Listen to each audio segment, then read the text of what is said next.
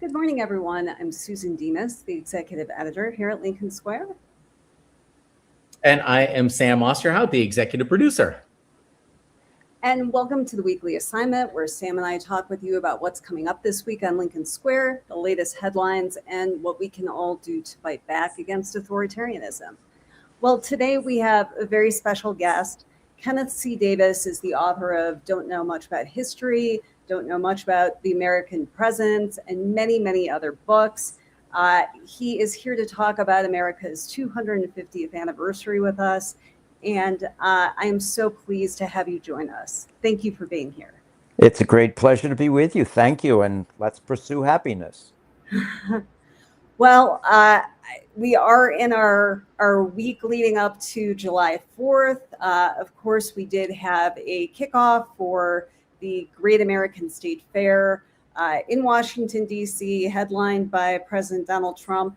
But Kenneth, can you talk with us about how you feel that we should be commemorating this very significant anniversary?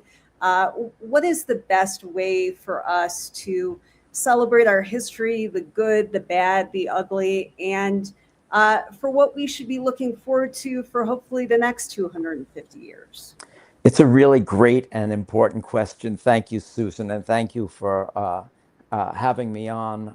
This is something I've been talking and writing about for more years than I want to say, more than 35 years to be honest about it. And it's always been to me a question of the fact that most of us don't know much about history because it was pretty boring back there in school, those dates and battles and speeches. And I've always contended that history is fascinating, it's interesting, it's compelling, and most of all, it's relevant to our lives. If we don't understand where we came from, we don't understand where we are today, and if we are under threat, as I certainly believe we are, we certainly have to have an appreciation and understanding of the past. Of course, for most Americans, July 4th is, hot dogs and fireworks, and that's great. We should be pursuing happiness, as Jefferson wrote, although I'm not sure he had hot dogs and baseball and picnics in mind when he wrote that. But this is fundamental to who we are as a nation, who we truly are as a nation. And so understanding the events of 1776, of course, most people don't even realize the war was already on for a year when America declared its independence. It started in April of 1775. George Washington had gone up to Boston, Cambridge specifically, to take command of the troops there in June 1775. And there had, of course, been the first battles of the war. So this was a fraught moment for the 13 colonies who were trying to decide, and these men gathered in Philadelphia were trying to decide if they were really going to do this very, very extraordinary thing and break with the most powerful nation on earth, which was also their nation in many respects. Most Americans of the time were English, Scottish, English, or of English and Scottish descent, the vast majority. And they had families back in England. So this was a momentous break. But as Jefferson writes, it was the course of human events had decided that this was the time that this should happen. And so we should look back at this and understand the enormity of what happened, because those words still ring down to us today. All men are created equal. We are endowed by the Creator or nature's God with the right to life, liberty, and the pursuit of happiness. And most importantly, perhaps, that a just government can only govern with the consent of the governed. And that's where we are today, and that brings us to where we are. I'm curious. There's so much talk these days with the Trump administration unwinding so many of our administrative, outputs and offices. And I know that the administrative state sort of developed over time. How far to the studs do we need to strip our democracy in order to get back on track? That's a really big, important question. How many hours do we have? Let me skip ahead, I guess, because we're talking about obviously July 4th, 1776, the 250th anniversary. And I'd like to come back, if we can, to what the country was in 1776 and who these men were, because it is really, history is not about dates and battles and speeches. It's about the human beings who got together and bumped heads. We think of these guys as marble statues, but they were not. They contained contradictions, as well we know. But 11 years later, in the same building, in the same room, a different group of men got together to write the operating system for the United States of America, the United States Constitution, drafted in Philadelphia in 1787. And of course, it was a long, hot summer between the beginning in May down to September when they finished up. And they were starting from scratch. They certainly used the British system and British common law as the basis for much of what they were doing. They had a long understanding of the history of republics, most of which had failed. Of course, going back to the Roman Republic, which was very significant to many of the founders. So they were really starting from scratch in a way. And I would say, because of this moment that we are in, one of the things that troubled them most, and one of the things that was most debated, was what was going to be done about the so-called executive, which they eventually decided to call the president, a term that comes down from the Roman Republic, in fact, because the president presided over the Senate. What were his powers going to be? How long should he serve? Who, most importantly, perhaps, and we're still fighting of this, who should elect him? The people, the Congress, and they came up with this strange compromise that we now call the Electoral College.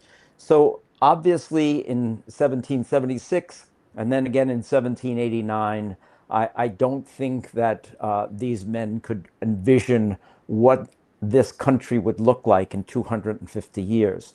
Certainly they were men who thought women had no rights. They were men who thought that black people had no rights. And we have to come back to this question of servitude and enslavement in America, because it wasn't a second act. It was central to the drama of American history, and we have to understand that before anything else. But these men really feared a president, an executive who was too powerful. I think they had more in mind a general who might take over and lead an army. It's one of the reasons that America had a very small regular army from the very beginning. They wanted to rely on well-regulated militias. Where does that sound familiar from? So they had very, very different attitudes about what the government should be, how big it should be. When Washington becomes president, of course, his cabinet is really just a few positions. There's of course, a Secretary of State. There is a vice president elected at that time as the second place finisher in the election, a Secretary of War, and an Attorney General who was actually part-time because it didn't pay enough for him to stay on full-time. So it's a very, very obviously different kind of government, and stayed relatively small up until Lincoln's time, and then certainly even until FDR's time, and the New Deal and the Great Depression, and finally World War II, which really transforms American government into something that's much more equivalent to what we know today. Before Roosevelt, Franklin Roosevelt, most Americans paid their taxes and used the mail, and that was about all the connection they had to the federal government. Certainly the explosion in the size and complexity of the federal government since Roosevelt and the New Deal and the Second World War changed the very nature of the American experiment. One of the persistent myths that you tackle is this idea that the founders were unified and they were these near perfect patriots, these marble statues, as you said. But they were very divided. And you also have gone into a lot of the unsung founders of this country, patriots that we, may not be household names. Can you talk with us about how important both the unsung heroes and the fact that the founding of this country was a great debate. How can that help us understand where we are today, 250 years later, where clearly we're very divided right now? Oh, absolutely. You go back to the very idea that I mentioned earlier of the notion of whether we should stay or should we go. Should we stay or should we go? Catchy lyric there. The John Adams, at the time of the adoption of the Declaration, said he thought about a third of the country wanted to remain loyal to Great Britain, a third wanted independence, and the great third, probably the big third in the middle, didn't care one way or another.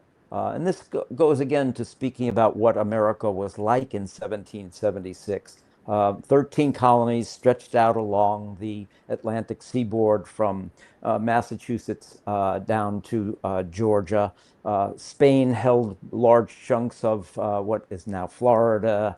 France held parts of what we think of as Louisiana. Of course, Spain held Mexico and well into the what is now United States Southeast, as well as California. So 1776 is a very, very different America than what we think of as the United States of America. Perhaps around 2 million people or so, a little bit more. What many people are surprised to learn, and I mentioned I was going to come back to the question of slavery and enslavement, 1 in 5 people in the colonies in 1776 was enslaved. That's why I say this was not a minor feature in America. Every one of the 13 colonies, eventually 13 states, had slaves. New York was one of the largest, I'm in New York City. New York was one of the largest slaveholding states, much larger slave population than some of the southern states. So this is a very, very different picture, I think, that most people have of the time. 94% at least of the people were simply farmers, in many cases subsistence farmers. The country had a 6%. We didn't have 1% then, although probably there was 1% then, but certainly 6% were the elites. And the men who write the Declaration and later the Constitution are American elites. They are the lawyers. They are the large landowners. They weren't the working class heroes. They weren't the small farmers. They were the wealthiest of Americans. And that's why I bring back to this point that at least 41 of the 56 signers of the Declaration, including Jefferson himself, were slaveholders. And Washington in 1776 and again in 1787 is one of the largest slaveholders in the United States. And this is what I've always called the great contradiction, that this nation conceived in liberty was also born in shackles. And so we cannot separate this story and what happened in 1776 from that very essential fact. Slavery was the essential driver of the economy in many respects, and it would continue to be so and would even grow in importance once the cotton really exploded in the early 19th century. So these are the facts that are now trying to be erased quite literally, or maybe more literally, to be crowbarred off the historic buildings in Philadelphia. A few months ago, there are the remains of what was called the President's Mansion, the Executive Mansion in Philadelphia, where Washington lived as president from 1790 for the next 6 years. And so when he is there, he's bringing enslaved people to Philadelphia to serve him. That fact was largely unreported and undiscussed for most of certainly my childhood growing up. We got the cherry tree story, but we didn't have the story of Washington bringing his enslaved people to first New York and then Philadelphia. This is essential to our story. The plaques that were on the building, the remains of the building called the Executive Mansion in Philadelphia, were recently removed by crowbar by the National Park Service. one court recently ruled that they should go back. Then another court recently ruled overturned that.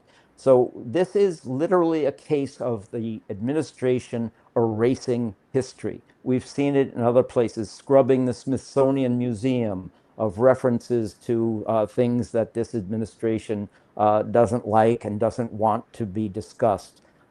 But this is such an important question, and I, like many historians right now, are extremely concerned about where this goes. Whose history is it? Which history do we teach? For nearly 200 years, the story was the perfect founders and Right. the picture we presented.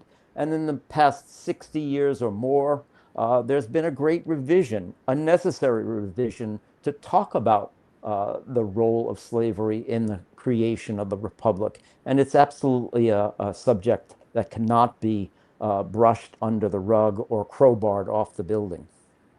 Well, Kenneth, I know you've been arguing for decades that Americans don't hate history. They just hate the dull history they're taught in school, where it's just a series of dates and battles.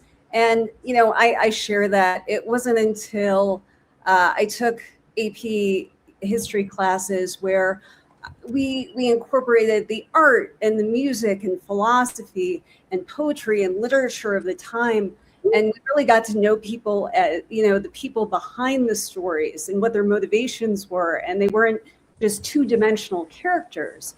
But I'm wondering, nowadays a lot of people are getting their history from YouTube or TikTok because it's a lot more exciting, and it may not be accurate, but it's a lot more fun than reading a 500 or page book about the Battle of Bull Run. I'm wondering if that has kind of made it easier for this administration to swoop in and rewrite history in the image that they want by taking plaques out of our national monuments, scrubbing the Smithsonian, and trying to create myths about our history so that they can further their own agenda. When you have a population that may not know the basics of history, do you think that it's easier for this administration to do that? Absolutely. There can be no question about it because of the change in the entire communications and media environment in this country, and what has happened between the role of the internet and then social media as well. What was once a very difficult job for teachers has become near impossible. And then when you have an administration then adding on to it and telling schools what they cannot teach. And we have school systems. Education, of course, in the United States is mostly left up to the individual states. In the past, the Education Department, which is under threat, of course, from the administration, has issued standards and certainly provided funding for a whole range of subjects. And so its role is very, very significant. But for the most part, the federal government didn't tell states how to teach. But of course, we see places like Oklahoma and Texas where they are now trying to introduce mandatory reading of the Bible, which we had gotten rid of a long time ago. There were actually, since we're talking about Philadelphia, another story that goes unreported. I've written about it in one of my books called A Nation Rising.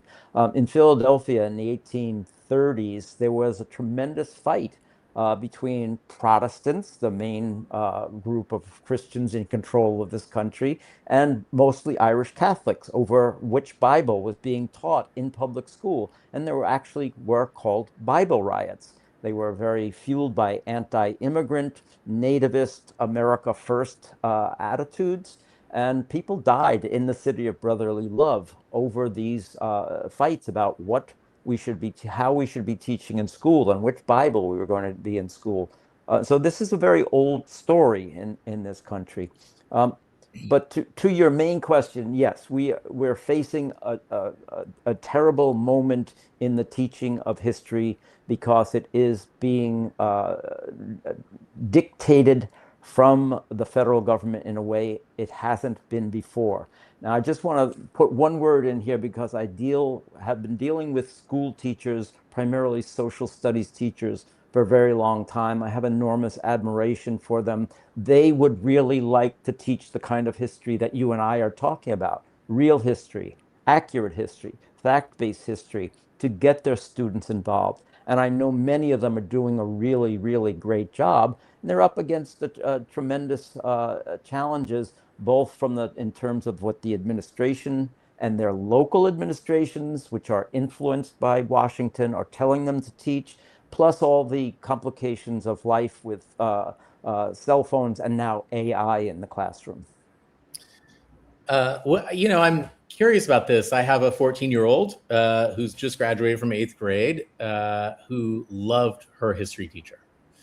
I don't remember my history teacher in middle school, which maybe says something about my own education, but she really had a great experience, and we had full discussions when she would get home. She was energized by the storytelling.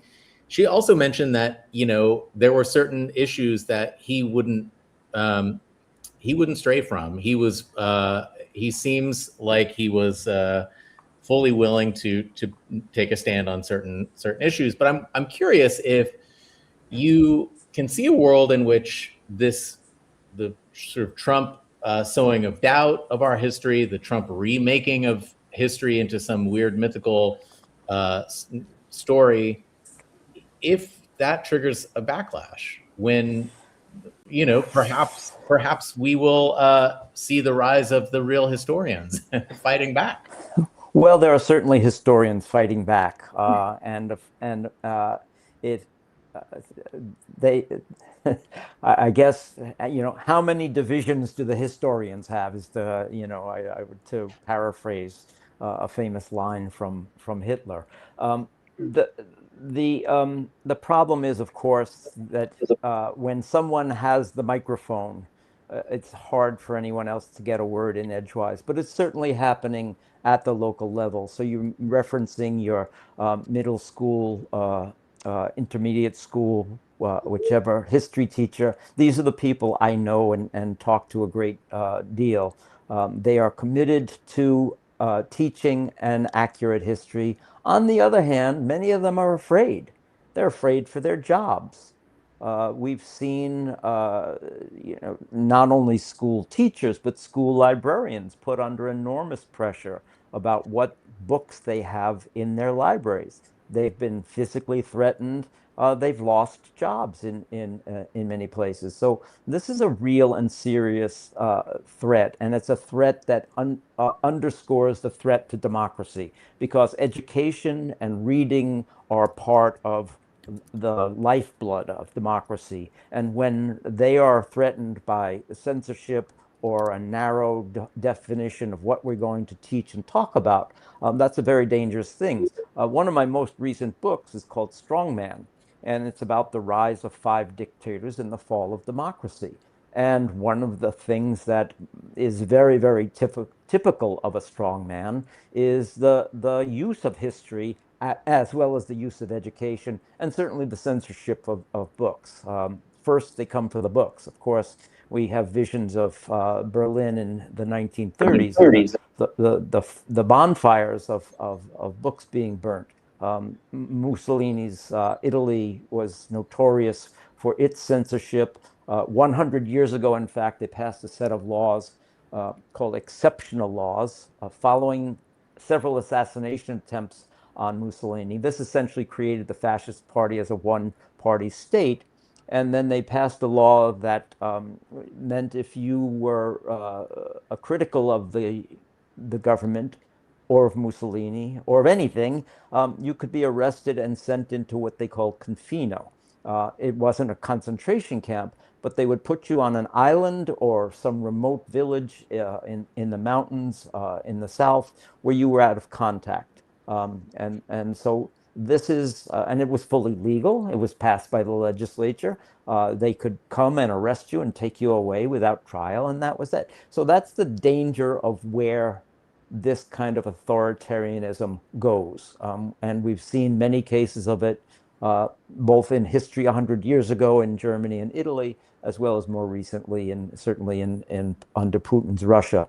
So we must be vigilant. We must be guardians. Teachers are guardians. Librarians are guardians. Journalists are guardians. But everybody is certainly operating maybe with a glance over the shoulder. And for a lot of teachers, it's more than a glance over the shoulder. They're being instructed not to stray from very, very straight lines of what they can and can't talk about. Kenneth, history is not a fixed discipline. There are great debates that have gone on for centuries, for millennia, and they continue today as we have new understandings of the past, new documents and source material that comes to light, new perspectives. And that's all part of a very healthy process. And to me, it's what makes the discipline so interesting. But at the same time, now we're contending with propaganda from this administration. And sometimes that debate can be mistaken for weakness. And it's very appealing for some people to just give a very cut and dried explanation of our history. America is perfect. It was made by perfect men. And now perhaps we have another perfect man in the White House, and that's all you need to understand.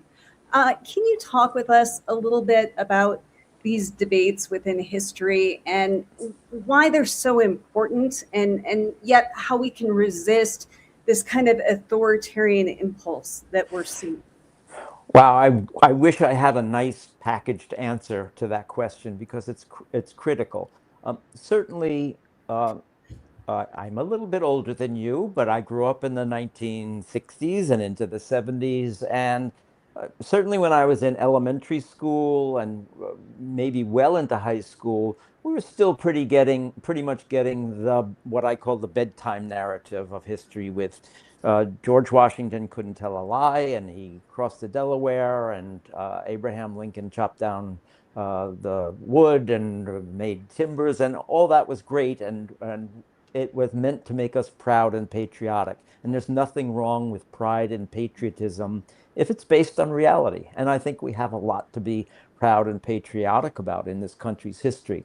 So that was the narrative, certainly, that I grew up with as a young boy. And certainly by the time I got into high school, and now we're talking about late 60s into the early 70s, the scholarship had changed significantly.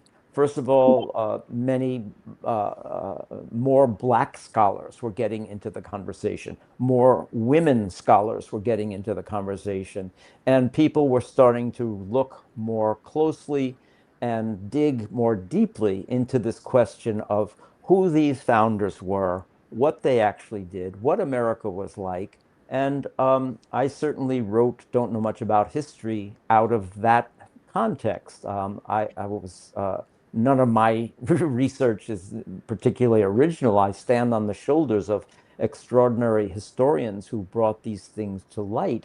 But there's always been a push and pull in history. There have always been waves of history.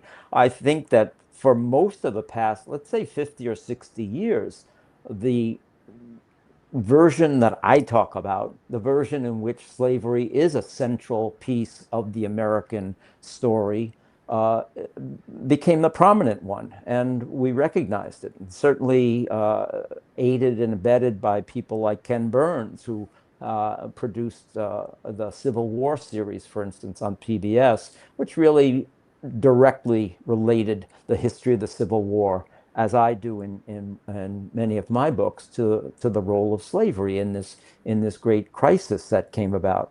And the men who wrote the Constitution, the men who also wrote the Declaration, feared that. They thought it was coming. They thought they had solved it in 1787 by passing a law that ended the international slave trade in 1808. That was a serious miscalculation. People like Washington and Jefferson both fretted about slavery. They thought it was wrong. They knew it was a contradiction to the ideals to which they were fighting for. Washington even writes to Robert Morris, his very, very wealthy Robert Morris, a signer of the Declaration, who later goes broke, that he's certain that these people will eventually be free. Part of the myth of Washington is that he freed all of his enslaved people in his will. He did not. He freed one person at the time of his death. That person was a man named Billy Lee. But most of the rest of the enslaved, more than 300 enslaved people at Mount Vernon and his other plantations, were not to be emancipated until after Martha Washington's death. And even then, some of those people actually weren't in his control. They actually belonged to Martha Washington's first husband. They were called the dower slaves of the Custis estate, and they were going to go back into enslavement under the Custises. So these are very complicated ideas, but I've tried to always personalize them. I wrote a book called In the Shadow of Liberty that looks at 5 people who were enslaved by 4 of our most famous presidents, including Washington and Jefferson. And Billy Lee is one of them. Another is Ona Judge. We're talking about Philadelphia and Washington being president there. Young woman named Ona Judge. She was biracial, although black by all appearances. Her father had been a Scottish tailor who was an indentured servant at Mount Vernon and later disappears. Ona runs away from Washington on the 20th anniversary, about the 20th anniversary of the Declaration of Independence in 1796. And Washington then spends the next 3 years using the powers of the presidency to try and track her down. It's an extraordinary human story about a woman who wanted what Washington wanted for himself and for his country, freedom and liberty. She wanted her freedom, and eventually wins it, although she was technically and legally still enslaved at the time of her death. She outlived Washington by more than 40 years. So it's quite an extraordinary story. But you can't, again, you can't separate that out from the picture that we have of George Washington. I never heard of Ona Judge and enslaved people running away from Washington while he was president when I was growing up. And it's a really important story that we should understand. Kenneth, we could talk with you for hours. I certainly could. And I can't really think of anyone better to talk with as we are at our 250th anniversary. Can you tell people the best way that they can find your many, many books? Okay, that's simple. Don'tknowmuch.com is the website. You can find more about me and my work right there. I have right now 2 pieces about the 4th of July up on the website where I post the occasional blog. And that's the easiest way to find me. Just because I'm of a certain age, I remember not 1776, 1976 very, very well, the bicentennial. And I've been thinking a lot about it because the mood in the country today is so different than it was 50 years ago in 1976. Even though we had just come through Watergate, even though we had just come through Vietnam, I think perhaps because we were past those things, there was a more hopeful atmosphere in the country, a much more celebratory mood in the country than what I'm feeling right now. I remember, of course, I think it was one of the stations, might have been CBS, did this extraordinary thing called Bicentennial Minutes. Every night they'd put up really a minute of history. And it was extraordinarily helpful, I think, to getting people to think about America in a different way. So as a public historian, if you will, I think it's incredibly important for all of us to continue speaking about an accurate history of the past, but still prizing the fact that this experiment that began 250 years ago not only changed American history, but it changed the world. People still look to Jefferson's Declaration of Independence as a bedrock statement of the rights of human beings. And we can never forget that. And for his flaws, and I'm the first one to write about them and talk about them. We have to admire Jefferson for what he said and wrote and did. And certainly he did risk his life. The last line of the Declaration says, "We pledge our lives, our fortunes, and our sacred honor to this." And that wasn't just poetry. These men were risking everything, taking their lives into their hands by putting their names on this document. Kenneth, I certainly hope that you'll come back and speak with us again. Really enjoyed this conversation. Well, thank you so much, and I hope we prove that history isn't boring. Thank you. I know I could stay on with you forever and ever, so I appreciate you. All right, thanks again, and go pursue happiness. That's our talent for the week. Thanks, Kenneth. Well, Sam, you and I are both bicentennial babies, so it's kind of appropriate. Obviously, neither of us were here for the actual July 4th celebration, since we were born in the fall. But I remember from a very young age, like it felt kind of special to be born in that year, and there was a lot of hope. The way my parents spoke about it. It's funny, I wrote about it last week for Winners and Losers a little bit, and even you probably remember this too. Even when I could speak and think and remember, I remember them talking about how lucky I was to have been born in the bicentennial. Yeah, like the signpost is almost like being born in Y2K or something. I'm not sure, but it maybe not. Yeah, different. Yeah. It is funny. My daughter was born 5 days after the first anniversary of 9/11, and I was a young reporter and I was covering all the anniversary commemorations, and I just kept thinking, please don't go into labor. Please don't go into labor. I do not want this to be her birthday. This would not be like being born on July 4th. No, not exactly. Not exactly. I think if we had more time, I with Kenneth, I'm grasping for things to be happy about. I don't know. Maybe all of you in the audience are. I'm reading the chat over here too. There are things to be happy about still. There are reasons for hope. But man, I would have loved to hear his take because I'm looking for it.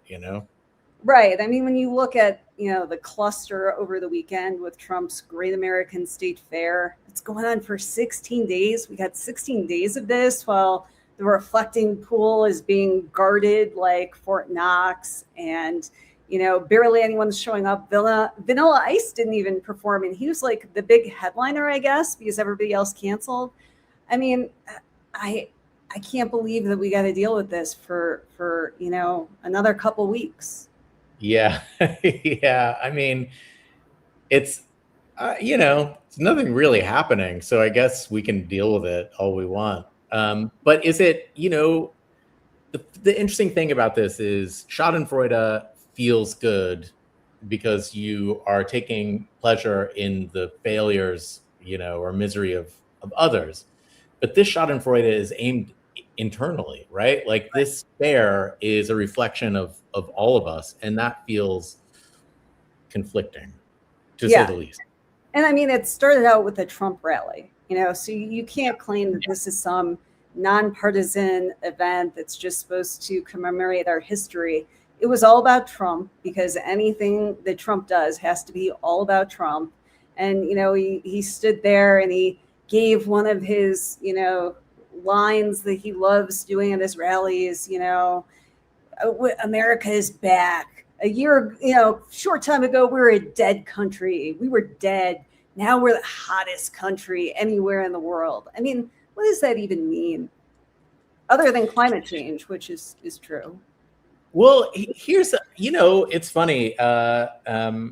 Sue Sullivan, by the way, hey, Sue, says we're celebrating the 250th by putting up the good fight to keep our democracy. That's exactly right. At least we have this sort of purpose. But I'd love to get your take on this. He says these words in conjunction with each other, right? They're kind of sentences. They're kind of not sentences. And none of it is corroborated. None of it is based on evidence. It's all kind of coming from the fever swamp of his mind, but 30-ish, 34% of Americans believe it. Is it, what happened? I mean, it feels like you start to see the evidence not exist for the words. Does this ever change? Do people just stop listening? I don't think there's any getting through to that third of the country. I mean, they didn't want Donald Trump to get us into dumb foreign wars. Now they love the Iran war. They voted for him because he was going to fix the economy on day one and bring down prices. Now he loves the inflation, and that's fine with them. It's great. So we kind of have to write them off. I mean, anyone who wants to come over here, the water's fine, unlike the reflecting pool soup that he created. But, we know that there are people that are going to be with him no matter what. But there are a number of voters, independent swing voters, who took a chance voting for him in 2024 and now hate a lot of what he's doing, whether it's immigration or the economy or your healthcare, costs being jacked up. And so, for those people, that we're here for you. It's okay. Everybody makes a mistake.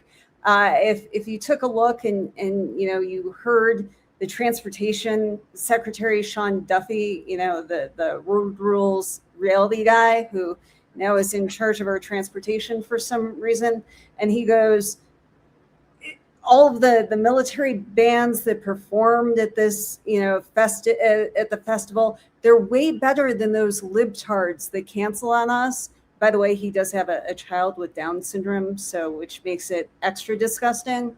Oh my God. If you took a look at that and you said, hey, that's not for me, I'd like something better, that's great. That's what we're here to talk about. That's why we have Lincoln Square and this community. Yeah. And speaking of our community, I've been keeping an eye on the chat this whole time. And if you're on Substack, AJ North, your comments, he's been posting quotes and links throughout this whole show. And that's what we're building here, right? That kind of community. This is really a two-way street. So thanks for posting all that stuff, AJ. And if you're on Substack, go check it out. Yeah. Well, this week we are definitely going to have more on the 250th anniversary. We'll be talking about it tomorrow night on strategy session and with programs throughout the week. Today, Frank Figluzzi on his show has a great guest, Connecticut Senator Richard Blumenthal. Frank always has such great discussions with elected officials, whether it's Jim Himes, Congressman, or Mark Warner was on recently. So that will be a great show to check out later on this afternoon. Yeah, I love Frank's conversations. They're always great. I'll try to jump into the Substack chat for that one as well. So if anyone's in there, give me a thumbs up and say hi. Yeah. Our good friend Stephen Beschloss, who hosts 6 Questions with Stephen Beschloss, you're going to get to see him twice this week, which is great for all of us. And he has Lieutenant Colonel Alexander Vindman, who's running for Senate in Florida, obviously tangled with Trump during his first administration, was at the heart of Trump's first impeachment, the reason why we know all of his dirty dealings there with Ukraine. That will be a great conversation. And then Malcolm Nance, who's an intelligence and foreign policy analyst. You've probably seen him on MS Now. He's also on Substack. He'll also be on with Stephen. So we have a couple special programs this week. Yeah, we're really cooking into the holiday week. We'll have content throughout the weekend as well. But I hope you guys get to go out and touch grass. Yes. And grill and see people and have fun and remember what joy is. Yes. And we'll be replaying a lot of these conversations because we don't expect you to be, chained to your laptop to catch everything on the first run. We want you to go out and be with your friends and your family and your community because there is a lot for us to celebrate despite what we're seeing coming out of the White House. Yeah. Go into the world and report back. Yes, Absolutely. Touch grass, go jump in a lake, go have some fun, and enjoy so much of what's wonderful about this country. Exactly. So important. Yes.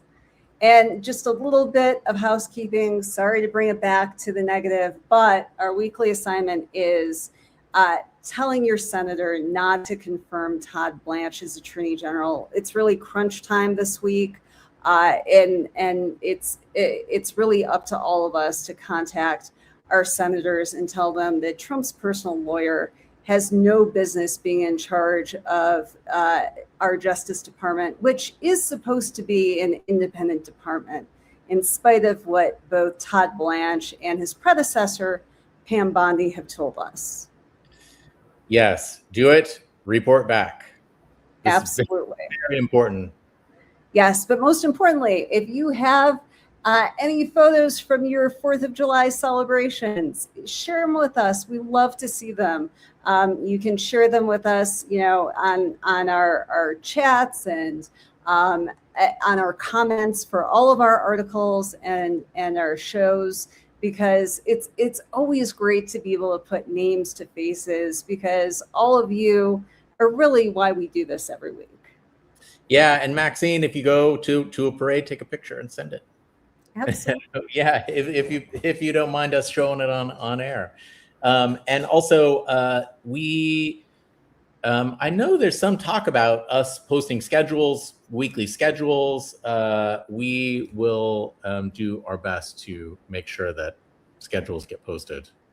Absolutely. Yep. It's a holiday week, and so things are a little more in flux than usual, but we will definitely let you know on social media and on our website when you can expect to see everything.